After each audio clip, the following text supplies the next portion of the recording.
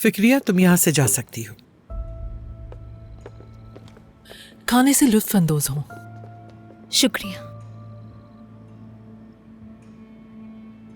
क्या कोई बात है जो बताना चाहती हो हमें? तुम हर चीज जानते हुए भी ये सवाल कर रहे हो मतीन। फिर भी हम तुम्हारी जबान से सुनना चाहते हैं। ठीक है फिगन आपा। आसली मेरी वजह से मुश्किल में पड़ गई है और मैं नहीं चाहती थी कि वो कहीं और जाकर रहे, इसीलिए मैं उसे अपने साथ यहाँ ले आई, लेकिन वो यहाँ भी नहीं रुकी। हमने क्या कहा था रेहान? हमने कहा था कि वो लड़की या उसकी माँ इस घर में दोबारा ना आए।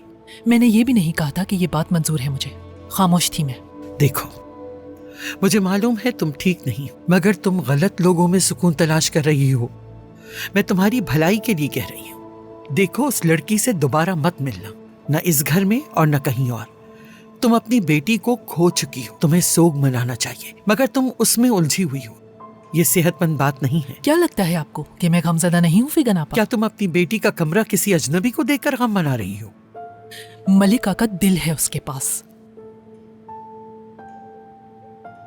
लेकिन वो आपकी बेटी नहीं है, ये बात आपको मालूम है ना? हाँ, तो मैंने कब कहा वो मलिका है एमिल? हाँ बिल्कुल, तुमने ऐसा कहा। तुम क्या कहना चाहती हो? मैं कुछ समझ नहीं पा रही हूँ। तुमने जब किचन में गड़बड़ की और हम आसली के बारे में बात कर रहे थे, तो तुमने कहा मलाइका के बारे में ठीक से बात करो। उस वक्त शदीद गुस्से में थी, उसके लिए माफी चाहती हूँ मैं, मगर मुझे ये याद नहीं कि ऐसा कुछ कहा भी था मैंने। रेहान, सच में तुम पागल हो गई हो या हम सबको बेवकूफ बना रही हो? समझ नहीं आ रहा। मरियम, खामोश हो जाओ तुम। क्या तुम्हें नजर नहीं आ रहा है? मुझे जलील करके क्या दिखाना चाहती है ये, कि सब कुछ जैसे नॉर्मल है? मरियम,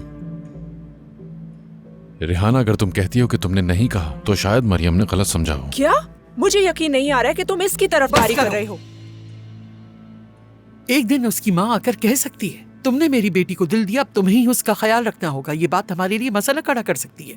इसलिए अब तुम्हें मुझसे वादा करना होगा कि तुम उस लड़की से दोबारा नहीं मिलोगी और बात खत्म। ये बात तुम अच्छी तरह ज़हन नशीन कर लो। मुझसे नहीं होगा ये। मैं नहीं कर पाऊंगी फिगन आपा। जब 25 साल पहले मैं इस घर में दुल्हन बनकर आई थी, यूसुफ की बीवी बनकर, मैंने आपको कभी मायूस नहीं किया और ना ही आपके खिलाफ गई कभी। पहली बार मैं आपसे कुछ चाहती हूँ,